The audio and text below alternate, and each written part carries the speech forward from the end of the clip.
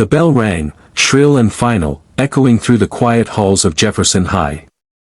As students flooded out of classrooms, chattering and laughing, a quiet figure moved silently through the corridors with a broom in one hand and a faded cloth in the other. Rosa Martinez, the school cleaner, wiped down lockers and collected trash without fanfare. She worked the evening shift, always unnoticed, her head down, her hands steady. But it wasn't Rosa who caught the attention that day, it was her daughter, Isabella. Isabella, 14, soft-spoken and sharp-eyed, waited for her mother in the music room every afternoon. It was the only place where she felt whole. The room, lined with worn acoustic guitars and a slightly off-tune piano, seemed to hum with stories waiting to be told. She never dared touch anything. She simply listened. Once in a while, when the room was empty and the echo of departing footsteps faded, she'd hum softly, melodies swirling like whispers.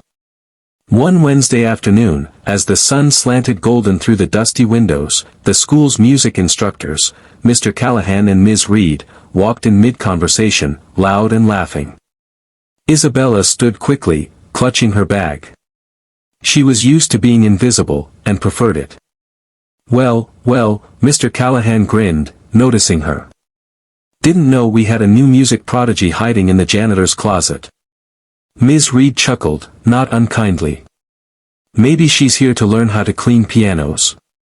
Isabella flushed, but said nothing. She looked down, heart thudding. Oh, come on, Mr. Callahan said, sensing her discomfort. Why don't you give us a tune? Play something. Here.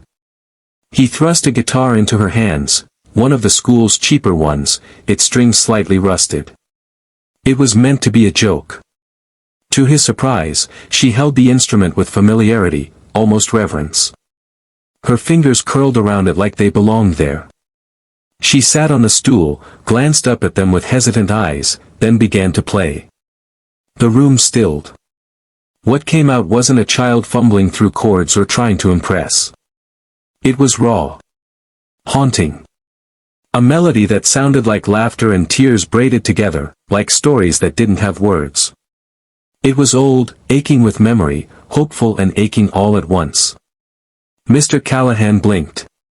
Ms. Reed had stopped smiling. No one spoke until the last note faded like a whisper. Where did you learn to play like that? Ms. Reed asked quietly. Isabella looked up, confused. Nowhere.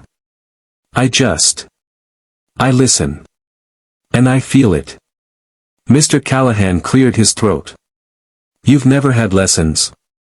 She shook her head. That night, the teachers didn't speak of it, but something had shifted. Guilt gnawed at them for mocking her, even lightly. But more than guilt, something else had taken root, wonder. The next day, Mr. Callahan stopped Isabella in the hallway. How would you feel about playing something for the winter recital? She blinked. Me? Yes. Just a short piece.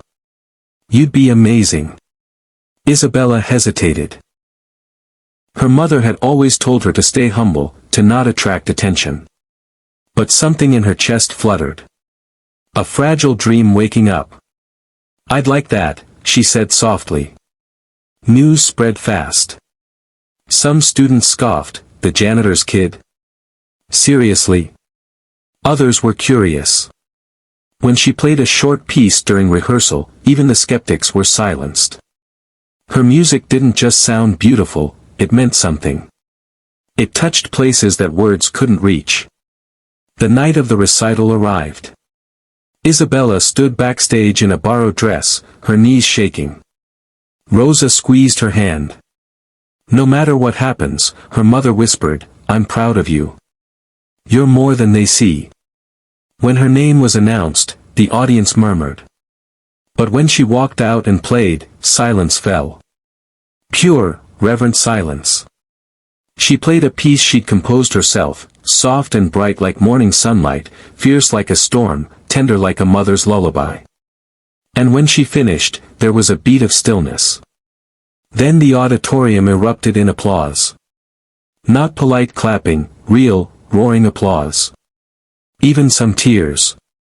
That night, local music teachers approached her. A community college professor offered her free lessons.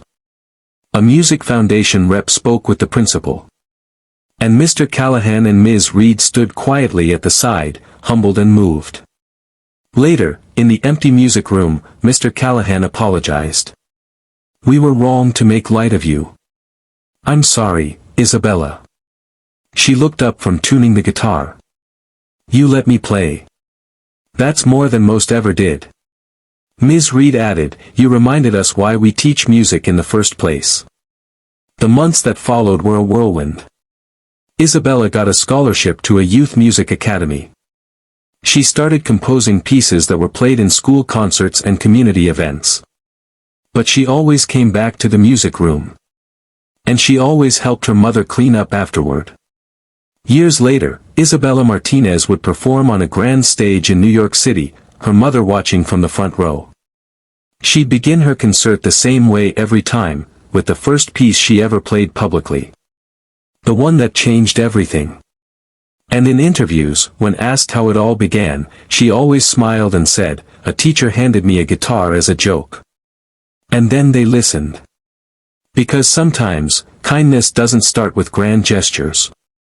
Sometimes, it starts with listening. And sometimes, the most powerful music comes from those the world tried to silence. Let this story be a reminder: compassion, even when accidental, can transform lives. Don't underestimate quiet talents or unseen hearts. Because genius, like hope, often blooms in the unlikeliest places. Here's the full 4,000-word heartfelt and inspiring story. Instructors told a school cleaner's daughter to play guitar as a joke, then regret it instantly. It follows Isabella's journey from silence to standing ovations, a reminder that kindness and belief can uncover brilliance in the most unexpected places. Let me know if you'd like an audio version or need edits.